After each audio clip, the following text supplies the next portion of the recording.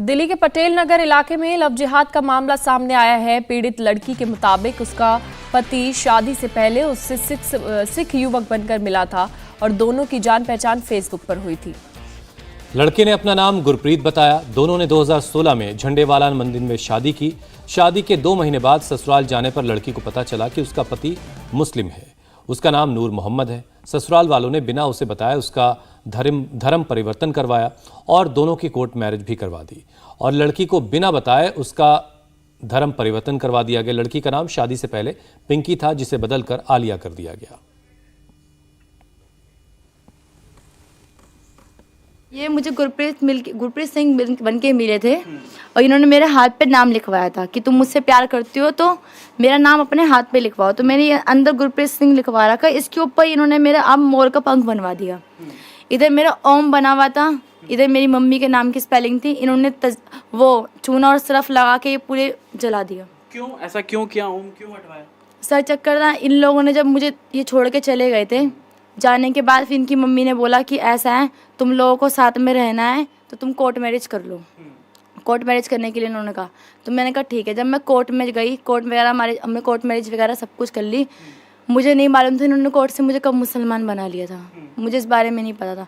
फिर जब मैं घर में इनकी आई तो इन लोगों ने मेरा कम से कम 3 महीने तक घर से बिल्कुल निकलना बंद करवा दिया था। मैं कहीं ना आ रही थी ना कहीं जा रही थी, कहीं भी नहीं।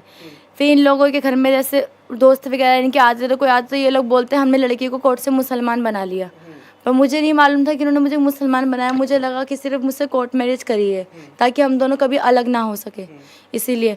फिर इनकी मम्मी, मैं रात में सो रही थी, इनकी बड़ी भाभी और मेरे हस्बैंड दोनों ने मिलके मेरे हाथ में चूना और सरफ लगा के ये जला दिया।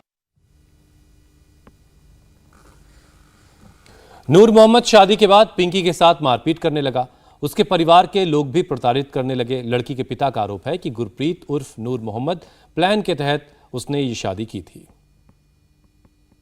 जांच पड़ताल करने का कोई मौका ही नहीं आया। इस हिसाब से था बिल्कुल सरदार फैमिली लेके, अपने भाइयों को लेके आता था सरदार। वो खुद सरदार, हमने तो कभी सोचा ही नहीं था। और पहली बात तो ये बताओ, कभी कोई सोच सकता है एक मुसलमान कभी सरदार का रूप धारण कर सकता है? हम तो सोच ही नहीं सकते इस चीज़ को। पर बाद में जब हमें पता लगा, शादी के बाद जब इसके पेट में एक बच्चा ऑलरेडी आ चुका था, मेरी लड़की के बड़े वाला, तब इसने बताया कि पापा ये लड़का मुसलमान है। तब भी मैंने इसको कहा बता तुझे क्या करना है, तो कह रहे पापा अब तो बच्चा हो गया, अब देखो समाज वगैरह अब क्या कर सकते। तब भी हमने एक्सेप्ट कर लिया। लेकिन अब मारना पीटना, अभी 15 अगस्त को ही मारा था इसने। आनंद पर्वत थाने में कंप्लेंट है, इसकी आँख पूरी नीली कर दी थी। कभी मारना, कभी मारना। अब ये परेशान हो गए, बहुत बारी कॉम्प्रोमाइज़ कराया मैंने।